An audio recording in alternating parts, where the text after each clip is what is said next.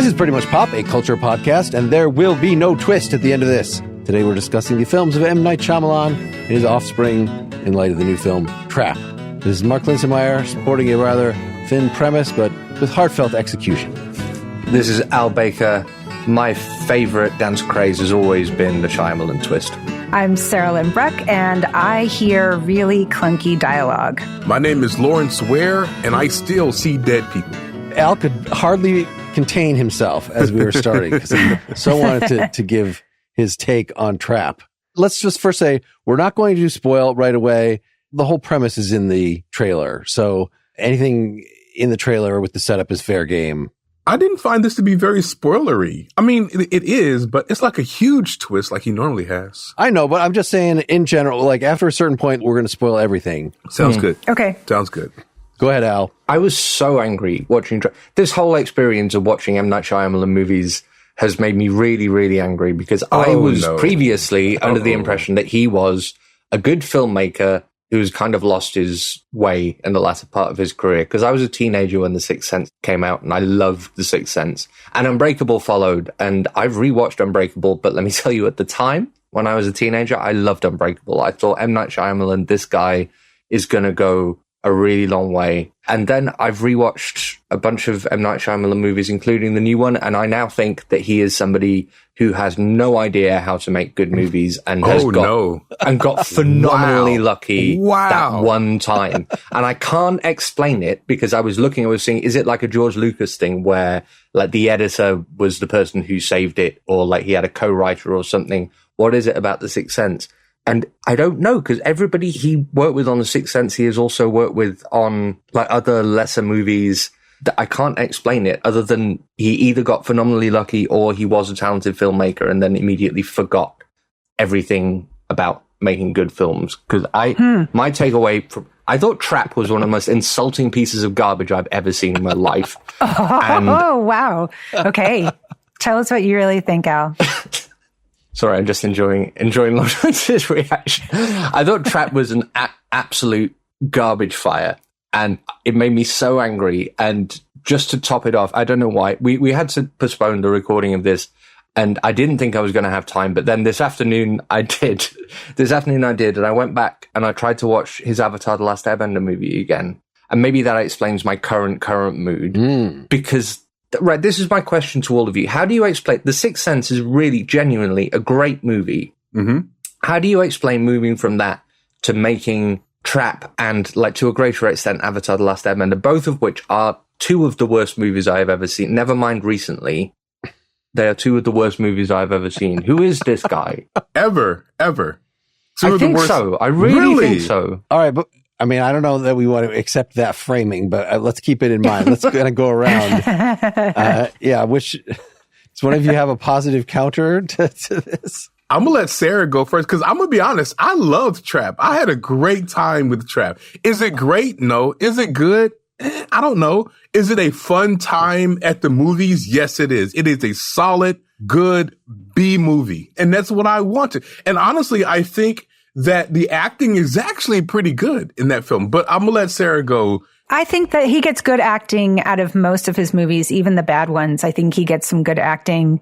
But Trap, I fully agree with you, Lawrence. I had so much fun in the movie theater. We went with friends. We had a ball. We had the best time. And it just seemed like everybody else was having a good time. It felt like the direction behind the camera, M. Night Shyamalan was having a good time. It felt like Josh Hartnett was having a great time just hamming it up.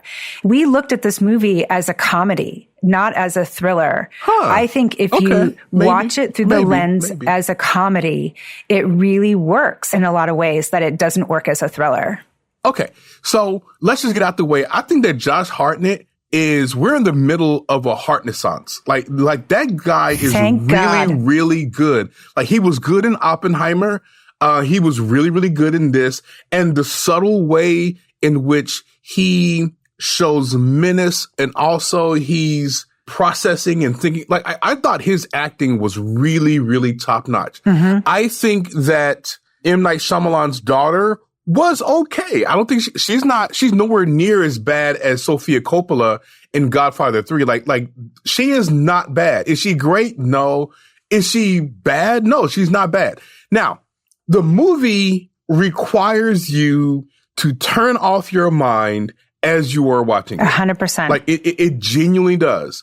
But so does a number of 90s movies in this vein, right? Where as you're watching it, you're just kind of going along for the ride. Now, once you leave the theater 5 minutes later, you're like, that kind of didn't make any sense. You know, why did this happen? Why did that happen? But as I'm watching it, I had a great time. Now, I will say to you, Al, that I think that M. Night Shyamalan is a distinctive filmmaker. I think he's incredibly talented, if I'm being honest with you. Like, so let's just go through the filmography. Sixth Sense, great. Unbreakable, I think it's really, really good. Signs, I think is great. I really enjoyed Signs. The Village was disparaged when it came out, but I think it's had a real good kind of like comeback. It's a relatively good movie. I agree. Yeah, now, I Lady agree. in the Water, bad. The Happening, bad. The Last Airbender, terrible. After Earth, terrible. But The Visit, really good. Split, good. Glass, good. Old, really good. Knock at the Cabin, quite good. Trap, good. I mean, look, the guy is not hitting home runs every single time he makes films. But is he entertaining? Yes. Does he need to get away from twists? Yes. Is he good, though? I think he's good, Al. I think he's good. So I'm willing to play to get in the headspace that he wants. I feel like he's a playful director. Like, I'm going to have this idea and I'm going to use it as an excuse to have dramatic scenes of parents and children getting to know each other and people saying what's in their hearts and things like that. And I have, frankly, even the first time, I mean, I realized The Happening is an objectively bad film. Mm-hmm, it is. But I enjoyed it the first time I watched it. I did too. I even liked Lady in the Water the first time I watched it. I did not think that it was. I'm not with you on that one. And I wasn't going to watch After Earth. It was only because we had a little extra time. And I thought that was just something, you know, Will Smith's ego trip. And it is in part because he wrote the story and his character has to be so manly throughout. But even that, I've kind of enjoyed. I mean, like silly sci-fi things like that. There was definitely some super silly moments in it. But even that, I certainly wouldn't fault the directing. And M. Night did co-write the script as well. So he would have some responsibility for that. So I also watched The Watchers. So that just came out on streaming. Oh, yeah, I saw that. It's by his daughter. He produced it, and she's just clearly, you know, she's like in her mid-20s. You know, so I'm going to forgive her a lot. And it's clearly just going on the M. Night playbook. So it's interesting to see from that, like just the joy in setting up a shot. Yeah. And the visuals and stuff. And maybe it's hacky, maybe it's straight from other filmmakers or something, but I see a level of care that I just enjoy. Even though I think The Watcher, I didn't think was compelling as a story. I thought it was pretty silly. But even that, even sort of the, here's what somebody who's hung around M. Night a lot and gotten to talk to him a lot thinks that his filmmaking is about. And now is going to try to do that. It made me feel like, I don't know, I sort of like these people and I like what they do and I'd hang around with it. So as far as Trap specifically, yeah, I had a pretty good time with it. It was so implausible, so many places. Absolutely. But, absolutely, you know, that was sort of what I signed up for. And so sorry, Al, it looks like, it's fine. I'm in your court. I'm very happy fighting from a minority position. And I seem like I have two minority positions. The first is that I think I'm the only person who's come out of the experience of rewatching M. Night Shyamalan movies with a dramatically worse opinion of him than I had previously. So I'm happy to fight for that position. And the second one is just specifically on Trap. So shall we start with M. Night Shyamalan as in general, or shall we start with Trap?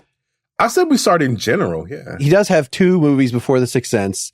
And I tried watching the first one, Praying with Anger on YouTube. Praying with Anger. Yeah, I saw that. And I only got through about 20 minutes, but I found it unwatchable. Maybe because it's a student film. Maybe because I like genre. And I knew this was just gonna be the drama thing, and the sound on the YouTube quality was terrible, and the picture was terrible. So I don't even know if I'm seeing the movie as it was meant. But it's not that his acting is dreadful, but it was not compelling to me. And you know, if this is sort of what his heart is about, I don't know. I think those early films can be revealing that maybe what we like is the technique. Like what I really liked, I bought Sixth Sense and Unbreakable on DVD early on, and I would watch them, I don't know, super repeatedly, but like enough because I really just like the mood that they got me in. So the choice of music, the way the cinematography, it just like was kind of depressing, sort of settling, which his recent stuff doesn't really have that at all. I don't feel like he's tried to do that for quite a long time. Does seem like if you look at his career trajectory, and so I've been watching all of these movies. The only movies I didn't watch were the first two. Mm-hmm. I couldn't see The Last Airbender because I loved the Nickelodeon show so much. I was just could not have that sullied, and I missed the boat on After Earth. But you could really see that, people were basically lauding him, calling him a genius right out of the gate. In 1999, which was a great year for movies, his movie was the second highest grosser. Mm-hmm. And it's an original script, in most people's eyes, a young, bright-eyed, bushy-tailed director. And he was absolutely, at the top of the food chain. And so he comes out of the gate with Sixth Sense, Unbreakable, Signs, and The Village. And those were all produced, as you can see on the Wikipedia page, by the same place, or they were distributed by the same company. And then after that, it just felt like in the mid-aughts, he just started to basically drink his own Kool-Aid. He started to think that he was the shit. And I don't know that he was getting too many notes. I don't know who was, giving him any kind of feedback at all. So when you've got The Lady in the Water and The Happening come out and they flop, and then Last Airbender, which should have been a home run for him, he's got IP behind him, beloved IP that he ruins. Then he's got After Earth after that. And then he kind of comes back with The Visit. But all of these movies from The Visit on seem like they're genre movies rather than these big, twisty, kind of high concept films. They're smaller in scope. Obviously Split and Glass are connected to Unbreakable. But I think the rest of these movies are all genre. And I think he's just kind of playing right now in his own sandbox, which I think I find most of these last movies pretty good. Here's the thing. So with The Last Airbender, I'll say this, and this is kind of inside baseball a little bit. He was getting a lot of notes from producers, and he was getting a lot of feedback from the people who love the television show saying, you got to do this, you got to do that. Like there was a lot going on around that film. Same thing, honestly, with After Earth. There was a lot going on. Will Smith's involvement. There's a lot going on, really heavy-handed notes and whatnot. And so those films are not good films, but those films are not really M. Night Shyamalan films. Like he's not really writing those films. Like he's not really he's kind of writing them, but he's also kind of not. Like there's a lot going on around those films. There's also this film that we haven't talked about that he produced called Devil, which is outstanding. It is a wonderful, outstanding genre piece. Now it's a set in an elevator, just really interesting, a really, really good film. Like M. Night Shyamalan has a lot of interesting ideas. He doesn't always do a good job of capitalize on them. And he has for too long tied himself to twists because it's really easy to do that like once, maybe twice, but you can't do that all the time. Like you just can't. At some point you have to just do a straight up film. And so I think that he got tied to twists. He was trying to do things that he should not have tried to do. Like he just messed up. He messed up. But just because he messed up doesn't make him a bad filmmaker. Like he is a really good filmmaker. If you look at the way that he frames shots, he's really talented. Mm-hmm. If you look at the lighting, it's always very, very good. If you look at the way that the camera moves when he's doing things, he's doing like a reveal, he's really, really good at these things. So he's a talented filmmaker. He just got tied up into trying to do certain kinds of things that he shouldn't try to do. So I think that M. Night Shyamalan, like there are some misses on here, but he is a really good filmmaker. And Trap, if you just let Trap be what Trap is trying to be, like if you ask it to be Remember the Titans, or if you ask it to be a great film, if you ask it to be Alien or it's not going to work for you. But if you accept it as a B film and you accept it's going to take you on a wild ride that kind of doesn't make sense, but is fun along the way. It's like Snake Eyes by Brian De Palma. It's not a great film. It's a great B film though, right? You just have to accept it for what it is. You accept it for what it is. I think Trap is a home run. Now, is it a great film? Are you going to watch it again like you do The Sixth Sense? No. Is it fun? Yeah, it's fun.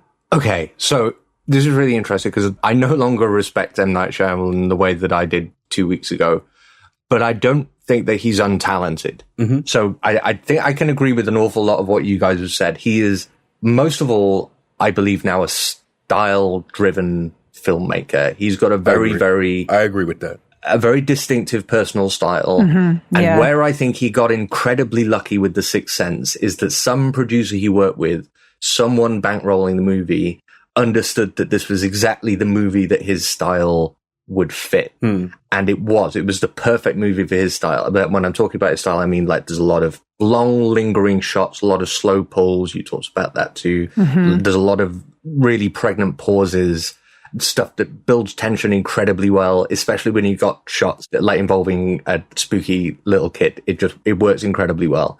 It works as well in Unbreakable, kind of. Not quite so perfectly, but it still kind of works. What I've realized to myself about M. Night Shyamalan is he is, I think, to that extent, a one-trick pony, in that where his movies miss is because exactly the same style is being deployed to support a movie that really doesn't work with it.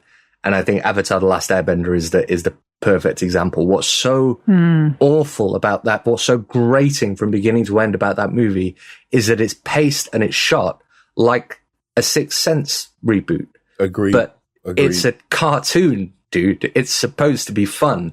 He's not a flexible filmmaker, I guess, is what I've discovered about him. You need to put him in the right project. I think you're right. Which is why I'm going to really strongly resist the genius label from Night Shyamalan, because a genius knows how to deploy their skills properly based on the needs of the project, or they know how to pick projects that are going to suit their skills. And I don't think M. Night Shyamalan does. I do think you're right about that. Yeah, I mean, if you look at him compared to like a Christopher Nolan, for example, who can kind of cross genres, and they're part of the same directing class or generation, you're right. He's not as nimble as others. And I remember when people were comparing him to Steven Spielberg, he's not a Spielberg. And that was a really, really bad comparison, because they said that because he was so young, had so much success so early. Like, if he reminds me really more of almost like an Alfred Hitchcock, but like, in a way that Alfred Hitchcock does one thing and does it really, really well. The thing about Hitchcock is he just stuck to it. Like every now and then you'll get like a caper kind of film with him, but usually he's taken to suspense, spy suspense, wrong man kind of accused or something like that. His talents are good for that. He didn't try to make a cartoon film, Alfred Hitchcock. And I don't think that M. Night Shyamalan should, because his talents are not for that. Like, his talents are not in action. His talents are not in kinetic pacing and really quick shots. Like, his talent is in slow pans and taking time and revealing things slowly. And when he does that, I think he does really well. Now, I think that what's going on with Al is that Trapped is really not the kind of film that is geared for what M. Night Shyamalan does best. Trap is a film that usually would have kinetic pacing. It's a film that would usually have a lot of like weird stuff going on with the camera. And Trapped is really along the lines of what M. Night Shyamalan typically does. The way he directs it, it's very slow. It's very deliberate. It's very kind of like, it's suspense, but it's not like heightened suspense. It's very kind of elaborate, like extended suspense. And so I think that might what be going on with Al. That, like, I agree with Al that Trap would be a film that if another director had done it, probably would have been much better. But Trap does what it needs to do. It's really, really fun. I mean, could he have been a little bit more energetic in the pacing and whatnot? Sure, but I enjoyed it. I thought it was a fun ride. Let me get into just a couple of the particular points of suspense, because a lot of Entrapped is what doesn't happen. Is that in the first part of the film, he's running into people that you think, is he going to kill this person right now? Right. And, there's a mom of one of the other girls that's at this concert. Yeah. That kind of made no sense to me. They completely set up as if she deserves to get killed. Because she and was we're going to cheer so when annoying. she gets killed. Do you want to just set up the premise of the movie, Mark, while you're... We might need to. We might need to do that. Really? I mean, people might not have seen it. I don't know. The premise as he conceived it is, I think my daughter's as good as Taylor Swift or Beyonce. and I'm going to pretend that she is and have basically a concert film. That is not what, this was his idea. Is that what he said? It was oh not, my gosh. I mean, not that way, but he wanted to do basically she wrote 14 songs for the film, and a lot of them were presented in detail with, as much effort as you would put into the choreography as if this was her real tour and her touring group. But, so much more budget, I'm sure, that I sort of looked like, okay, she is released an album and an EP and really didn't launch until around the pandemic. So I don't know what she was doing before that point. And every single thing she does, like, she's got her father's backing. So they were featured on Servant, the TV show, and he directed a music video for her. So, I'm not going to comment. I'm not into this kind of music so much as to whether, she did convincingly enough as a performer. And I thought the whole presentation of the concert was convincing enough. So it was like, given that, what could happen that would be interesting in this setting? And apparently there was some sort of thing in the 80s, maybe, that he refers to in this interview, where they set up some concert to catch some mobsters or something. It wasn't quite like this. It was anyway. So it wasn't completely spun from whole cloth.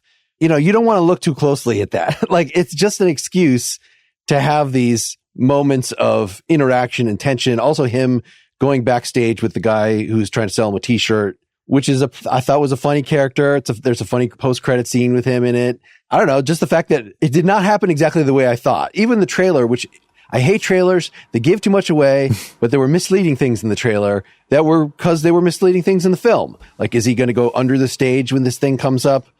No. That's not too bad a spoiler. There are lots of interesting moments of tension and diffusion in the movie, and I got really, really excited for the setup. I also thought his daughter did a great job playing the character that I decided I was going to call Ariana Swifte, because she is a very, very good amalgamation of current pop queens, right? But the thing that I keep coming back to about this movie, and nothing that anyone has said has convinced me otherwise, is it should have been a farce. All the performances I thought were really good, given what they had to work with. But I got really excited to see either of two versions of this movie when it started. I got really excited about the setup. I thought, this is great. And either this is going to turn into a pretty intense thriller with a Shyamalan twist at the end, or it's going to be a comedy about this guy who knows is about to get arrested and probably shot by the FBI, but is so determined to give his daughter this brilliant concert experience that he's going to go to all these insane lengths to try and make sure that he gets through the concert without being arrested. What happens instead is that neither of those things happen, but the movie tries to fool us into believing that both of these things are happening at the same time. So everyone has remarked on how little this movie makes sense.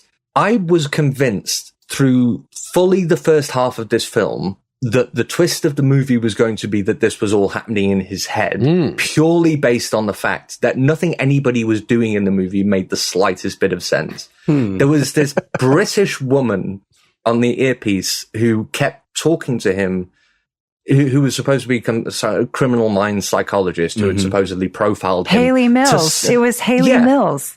It was, I didn't recognize her, but I knew that I should recognize her. Do you know what movie she was most famous for? No, what was she most famous for? The Parent Trap. Brilliant. It's a great, that's the best joke in the movie. As soon as she appeared on the screen, as soon as I saw her name at the beginning of the movie on the screen, I said to my wife, and I was explaining that was entirely, and my wife was incensed at me. Like, how could you say that she was cast solely to make this joke that's not even stated on screen? She absolutely 100%. was. Like, she clearly was. That's how you know hasn't done this is a any comedy. American movies in That's how 40 you know years. this is a comedy. Okay, so, but just this character, right? She's a psychologist, and she's a criminal profiler, and she has figured him out to the extent that she knows that he's going to reach for a fire alarm to pull it literally at the moment that he's pulling it. We don't see this woman's face. We don't see her talk to anybody else except through the earpiece. So I will defy anybody to tell me it was not reasonable for me to think this guy is insane and this woman is in her head, right? There is nothing in the movie that signified otherwise. And then it's slowly revealed that she is fine. But if it was a comedy, why wasn't it funnier? It was funny. I was laughing my ass off. Hilarious. And the bigger point is, if it's a comedy, why were the last 10 minutes an interminable dialogue between the man and his wife about the nature of being a serial killer? I do agree. Should we talk about spoilers now? Okay, we need to get into spoilers. We got to get into spoilers. It's getting hard to talk about it without it. Yeah, okay, Spoiler everybody. alert. Yep. Spoiler alert. You can stop listening right now. And it's fine, because the twist is really unimportant. It really isn't. It really is not a big twist. It's not. It's not that big of a twist. Other than Allison Pill, who's sort of a significant actor, was cast. In fact, I'm sort of used to seeing her as in younger roles. I didn't think she would be the wife. I don't know what I thought she would be, but not that.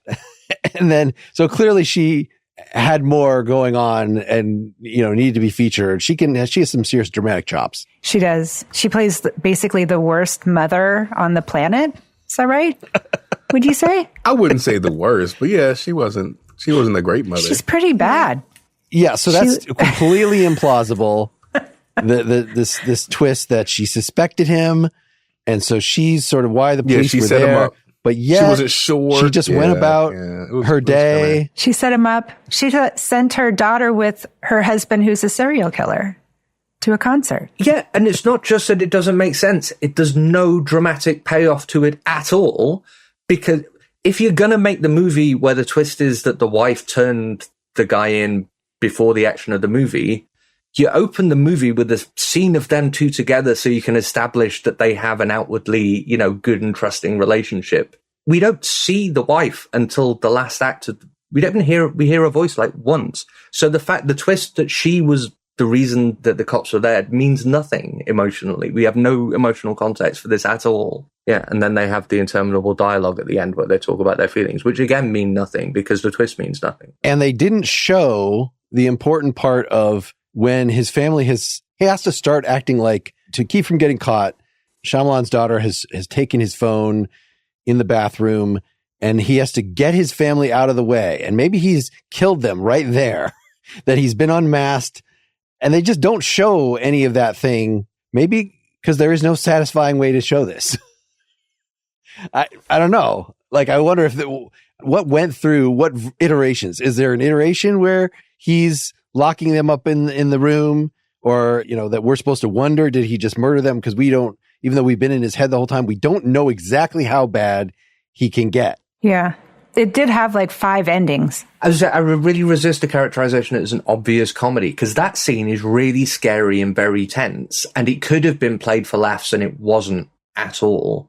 There are lots of moments of real serious dramatic tension that aren't funny. If it was an Edgar Wright movie, like Edgar Wright could have made this movie and it would have been a comedy all the way through, and there would still have been tension, but it would have been a comedy. Remind me what he did. I don't. Shaun of the Dead, Hot Fuzz. Oh, okay. Yeah. A lot of The Last Night in Soho. Yeah. Oh, yeah. But Al, here's the thing.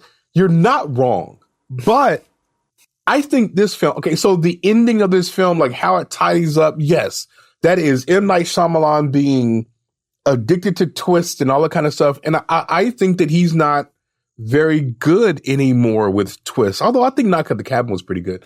But I mean, the twists aren't there. But for me, the reason why I so enjoyed this movie is because the ride to get there, like the journey to get there, was so fun. Mm-hmm. Like, it was so fun to see him go here and try to figure this out and try to figure that out. And then there are moments of genuine tension, but then it's lightened up with comedy. Like, I really enjoyed that. Like, some of my favorite films are that way, where there's tension, but there's comedy, but there's tension and there's comedy. I really enjoyed that. Now, does it end well? No, but it's the journey that I really enjoyed. It's the first hour and 10 minutes, first hour and 20 minutes that I really, really enjoyed. The last 10 minutes, I was like, okay, I know what this is doing. I'm not really interested in this part. But the reason why I have such a high opinion of this film is because the journey was great. And that's all I really ask for B movies. Like, so when we talk about B movies, we're not talking about the A-class movies. We're not talking about the Christopher Nolan movies. We're talking about just the the schlocky movies. And those movies, the journey is fun, but the character motivations and, what's the character motivation in Commando? What's the character motivation in Rambo Part 2? Those are B movies. It's the journey that's fun. Yeah. He does not think he's making B movies. He thinks he's making genre movies. But as he said, I just saw an interview with him that he went through a bunch of his old movies. He wants to make genre movies at the highest level. Right. It's his whole thing. So you might not want to watch a comic book movie, Unbreakable. None of the studios wanted to make it because he thought of it as a comic book movie. But to us, the audience, it's just this ominous thing that doesn't actually reveal itself to be a comic book movie until like the last quarter of it. So it defies the genre in that way. And that sort of fulfills Sixth Sense is a haunted house movie sort of, but it does what has been described. But this is, I think, what you're saying, Lawrence, but he's trying to make the dramatic moments, in particular, like the father-daughter dynamics, which are in themselves hilarious because she's exactly at that geeky age. And I thought the girl who played it did such a good job. She was being perfect. This geeky girl who then has these weird interactions with her father, which I thought were just so much more natural than like Stephen King would have come up with. He would love to do these sort of dramatic things, much better. But his interpersonal relationships in his books and consequently in the movies mostly sort of suck. Yeah, and you just want to get them to get onto the dark stuff. Whereas this, it is trying to shove together, like there's always time for some sort of dramatic, get in touch with something bad in your past or what, even the stuff they were picking on with, his mother, he has these, is that why he's a serial killer? Because the things that happened with his mother, but it doesn't really pay off in any significant way. No. Yeah, that was pretty thin. But he gets such great performances out of his actors, including the kids. Most of the kids in his movies are great. And I thought with Josh Hartnett, like you talk about the style of M. Night Shyamalan's movies, and part of it is that intense close-up, those intense close-ups of the faces of his actors.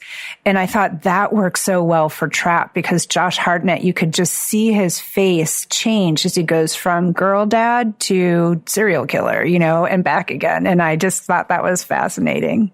And really the best moments of Josh Hartnett, this performance, is when he's being nice, but you see behind the eyes that something dark is happening. Like, that's great acting. He's really good in this film. Mm-hmm.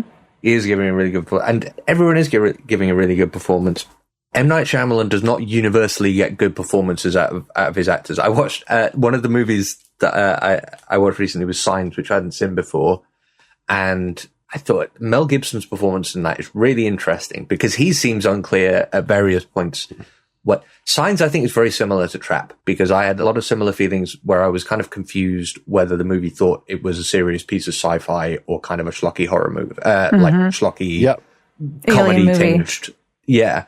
And I think Mel Gibson was also confused about what kind of movie he was making because there's a lot of points where he does kind of goofy dad faces quite a lot through that film, which don't seem to really match with the tone of what the scene ended up being.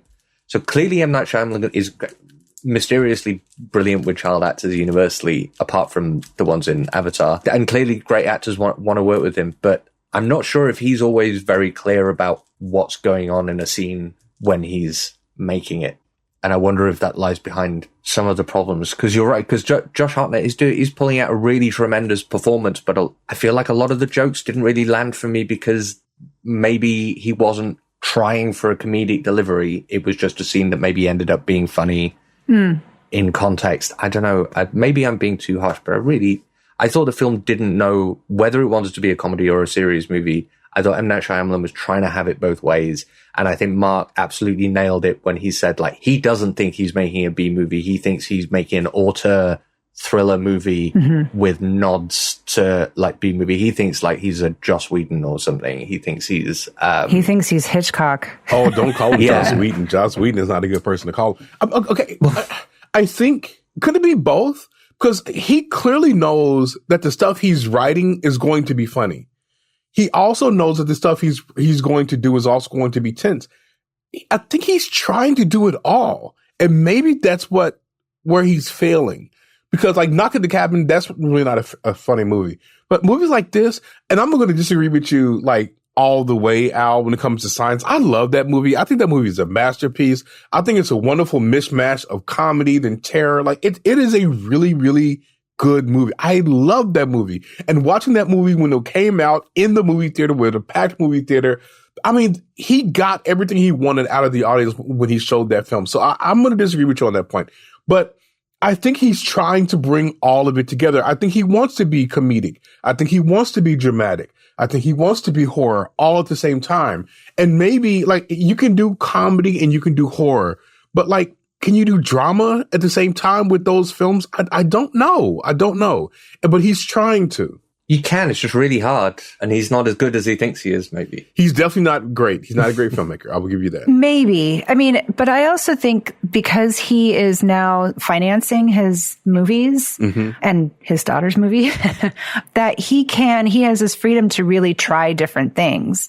So he doesn't have to recreate The Sixth Sense or Unbreakable over and over and over again. And he discovered he can't. That's just not possible. So I do think he has the ego to go along with being a director, but I wonder if he also has he just wants to do different things and he wants to experiment like any good artist wants to.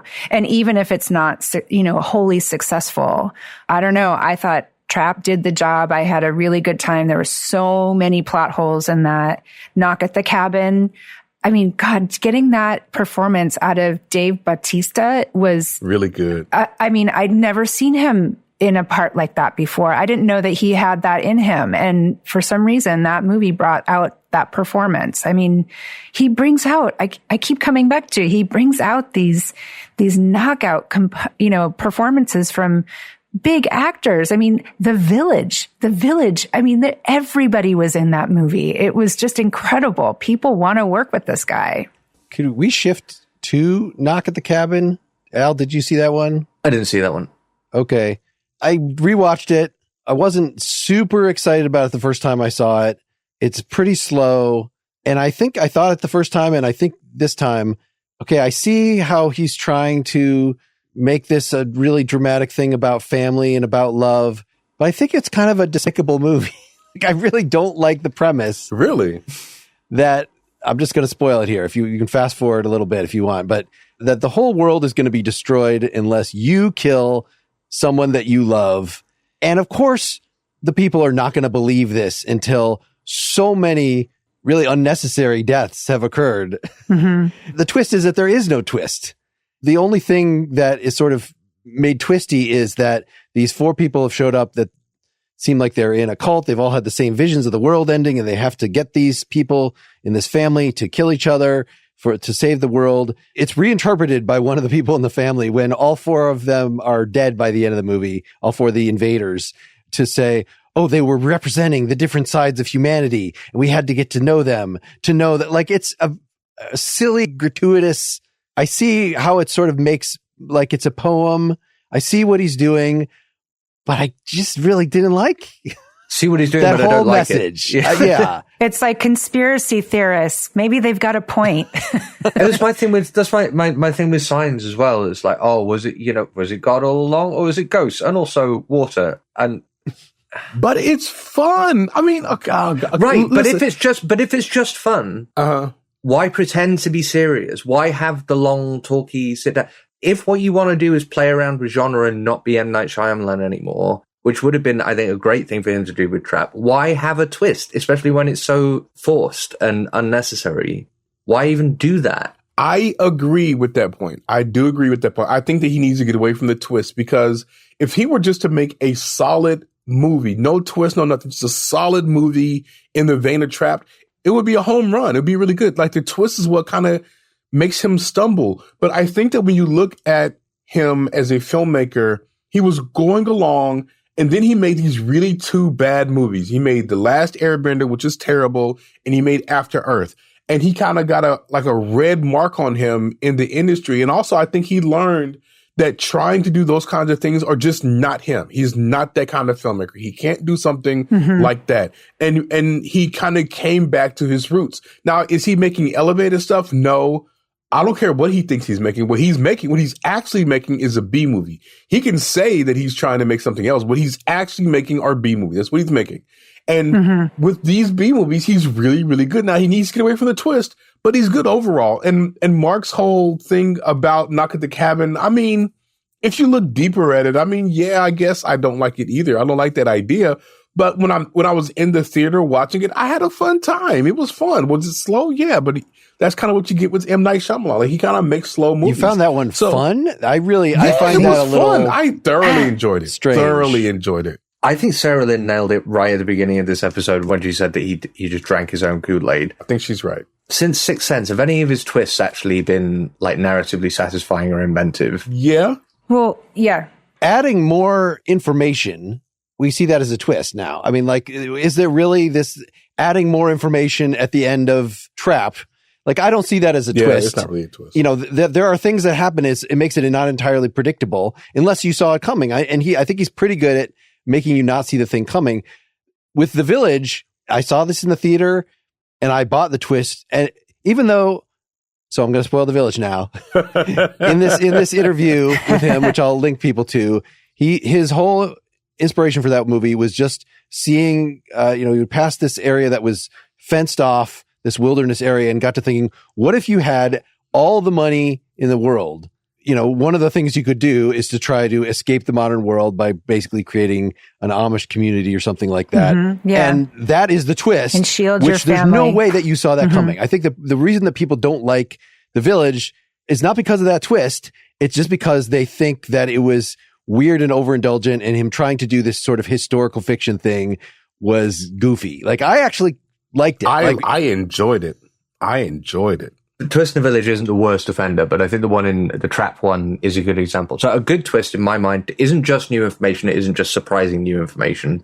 It's surprising new information which forces you to revise your understanding of the story that you've just seen in a satisfying way. Said. And it is really, really hard to pull off a good twist for that reason, especially because if the twist is just new information presented to you like it's supposed to be impactful, but actually doesn't have a lot to do with anything that you've just seen, to me, it feels annoying. It feels like I'm supposed to be impressed by something. And that was the way I felt with the twist in Trap. Sure. I'll give you that. Because it wasn't none of the information in the twist was relevant. It didn't change my understanding of anything really that had happened. And that was kind of the same in The Village, because I didn't see this coming, but how does this materially impact the emotional story that's been told so far? To some extent in The Village, it does, because there's tension about we've got to leave the village. But in The Sixth Sense, it is complete genius, because you've been watching an entire other film that you had no idea of. Yeah. And everything that you knew about the film. And The Sixth Sense doesn't stand up to scrutiny all the way through, and there are plot holes in it, but it doesn't matter. The twist works beautifully, and it is genius because it's threaded through the entire soul of the rest of the movie. It's not just a bit of extra fun at the end.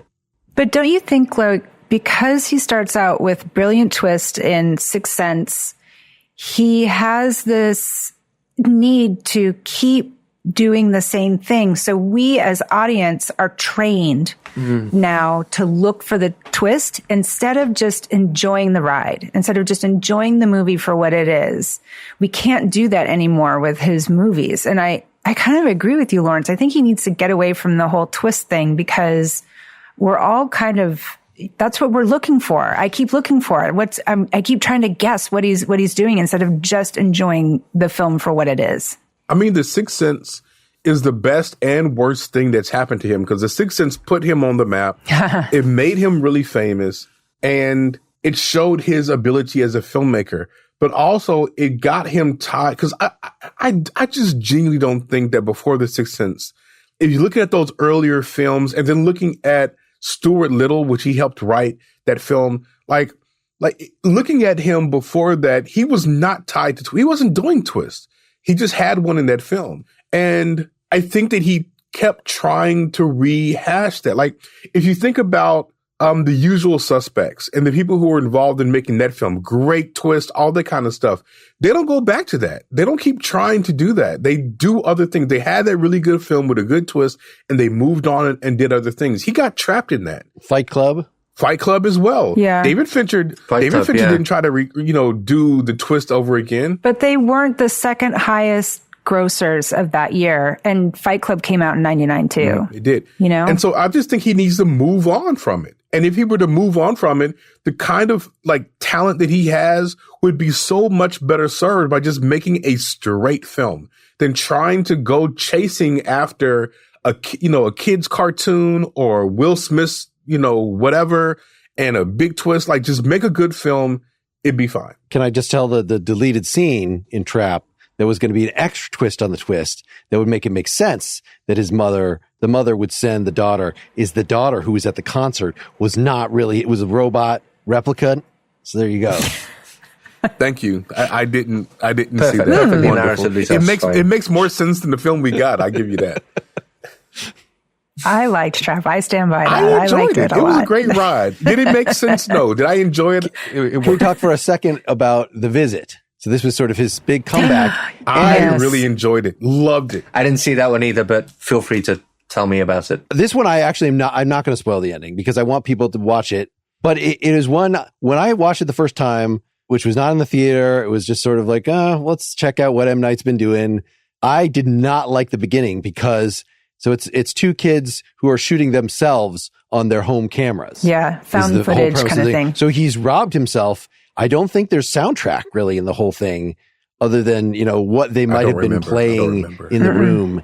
And the kids in the first scenes, the little boy in particular, are being such cheeseballs in front of the camera that I thought they were just bad actors. Mm-hmm. But no, actually after seeing Trap and rewatching it, I'm like, oh no, that's just what 12-year-olds are, cheeseballs. And especially if they're talking to a camera, they're going to act in such an annoying way. So I actually thought it was appropriate. They totally tracked. And I thought this was a film. It does have a twist. I think it is one of the best twists of them. It made the whole... It really worked. It made the whole film actually make sense. It would have been a pretty ridiculous Sarah doesn't film. like it. Sarah didn't like it. I guess that twist right off the bat. That was one of those okay. Is that Did what you this really? is? I definitely didn't. I'm going to look at what the twist is. No, watch the movie. It's like a 90-minute movie, man. I'm never watching an M. Night Shyamalan movie again. It is. I think The Visit is really stupid. I really enjoyed it. He is enough of my attention economy. The Visit was pretty fun, but it was also very stupid, and I guessed the twist right away. Okay. Says here that the twist is We're not spoiling it. We're not spoiling it. You're stepping on Al's joke. Oh, sorry. Go ahead. I was not going to give the It's a real good joke. It's a good joke. It says it doesn't matter. Any other ones that we feel like we need? I didn't rewatch Lady in the Water, but I liked it enough at the time. It had enough of that soundtrack. It had Paul Giamatti. Paul Giamatti was really good in it, but that movie is horrible. I bought the DVD at the time. It was like $4 or whatever. Wow. But it was one of those things where I thought I was going to, and I did watch it once more since then. And there's something about, you are destined to be a famous person who will die because they solve the secret of the universe. There's something just in his style of storytelling and the twist ends up just sort of being like, you've been on a scavenger hunt all along. All the characters we've met matter in this particular, I don't even remember the situation of how saving a mermaid's life. It was a fairy tale. Yeah. That one was a fairy tale that he would tell his kids before they would go to bed. So that was his fairy tale, that it did not work for me. His daughter seems very well adjusted considering the bedtime stories. He's a girl dad. He's a girl dad. What about Old? What'd you guys think of Old? I enjoyed that. Thoroughly enjoyed it. I mean, I'm not going to tell what the twist is, but I thought it was a good mystery. Okay. If you're saying the twist is what happens, there's a twist at the end. At the very end of the movie, how it's revealed what's going on, that is completely just fucking ridiculous. It's totally ridiculous. That ending is so unsatisfying. But I thought up until the end, it was good. I enjoyed the ride. See, here's the thing. And I think this might be what's going on with us. he is a filmmaker that brings out passion. Like, he's a person that people are really passionate about. They really hate him or they will defend him. I'm going to be defending. Al's going to be hating, right? but people have strong opinions about this guy. And I think he is a filmmaker that if the film I can't believe I'm saying this, but if the film needs to make sense to you, a lot of his films are not going to work for you because that twist is just so nonsensical. However, if the ending doesn't need to make sense to you and you're just willing to go on the ride and you're able to say, that ending doesn't make sense, but man, that movie was really, really good, he's going to work for you. And I'm just a guy who, look, guys, I watch horror movies, man. Like, how many times is Freddy Krueger going to come back? How many times is Michael Myers going to come back? Like, it doesn't need to make sense for me. I just need the ride to work. And so with this guy, if the ride is a good ride, I'm good with it. Does it need to make sense? That's a different thing. Other people will say, the ending doesn't make sense. That's fine, but I enjoyed the process of getting to that ending. We should move toward an ending ourselves, at least of the public presentation. Is there any either other films or other points that you feel like you wanted to make and have not yet made? The twist is I wasn't here, actually. I've been asleep the entire time. You've been I didn't see that one coming. My M. Night Shyamalan satisfying twist is that actually I really enjoyed all of the movies that we've talked about. Oh my gosh! Oh my gosh! I enjoyed this ride, though. I enjoyed the ride. Of course, there's a lot, but I'm illustrating how hollow and stupid twists can be if they're not like threaded satisfyingly through the narrative. M. Night Shyamalan is a fraud. I hope you enjoy wasting your time watching more of his movies, Lawrence. A fraud? Come on, man. He's a fraud. Anybody that is this famous is incredibly lucky, but he does work hard for it. And again, that little interview that I saw, like he was talking about the visit that he shopped at all these movie studios. Most of them didn't want anything to do with it. One of them said, well, show us when it's done. So I'm going to sit down. I'm going to just go scene by scene. I just want to make this scene better and really work at it, just as an editor. So I just really respect him as an auteur, which auteurs are going to make mistakes. It's sort of by definition, you don't have someone else's good sense telling you, but then what's the alternative? The alternative might be The Last Airbender, where somebody else's good sense did not improve. The more cooks did not make the stew better. Yeah. Though I haven't said yet, I enjoyed The Last Airbender in the theater. I'm sorry. Oh my gosh. So I have no critical faculties whatsoever. That's literally impossible. It is. I sort of don't like the cartoon. The cartoon bugs me. Anyway. Really? I'm probably the only person who just did gosh. not give a shit about the source material. And I had to watch quite a bit of it with my kids. And so I have the DVD for the show over here. Very close to a perfect TV show. I have the books it's the Airbender books. I the love illustrations. The Last Airbender. I will say, by the way, since we're talking about this, The Servant on Apple TV Plus is produced by him, directed really good as well. Really good show. Yeah, I saw the first few episodes, and he directed the first episode. He did. Which you can totally tell. Yeah, he also directs other episodes and other seasons as well. His daughter, who directed The Watchers, she directed some episodes. Like, that's a family thing with him. And it's a really good show. Really, really good. Now, the pacing is slow. That one's also set in Philly. Of course it's set in Philly because he's from Philly. Everything is in Philly. But the pacing can be slow at times. It's a really good show. Really, really good. Yeah, it's good. Did you see the, last thing. Did you see the fake documentary that they did on him for the Sci-Fi Channel? No. Back when, I heard about it. When The Village came out? It's like 3 hours, right? So No, I watched part of it. It's unwatchable. It is really, really stupid. But it does take a certain kind of ego to go along with something like that. Like it was, I think the premise was, again, stupid. It was something like M. Night Shyamalan is not really of this world or something. And all of the stories that he writes or the movies that he directs are all true in some way or something like that. It was really dumb.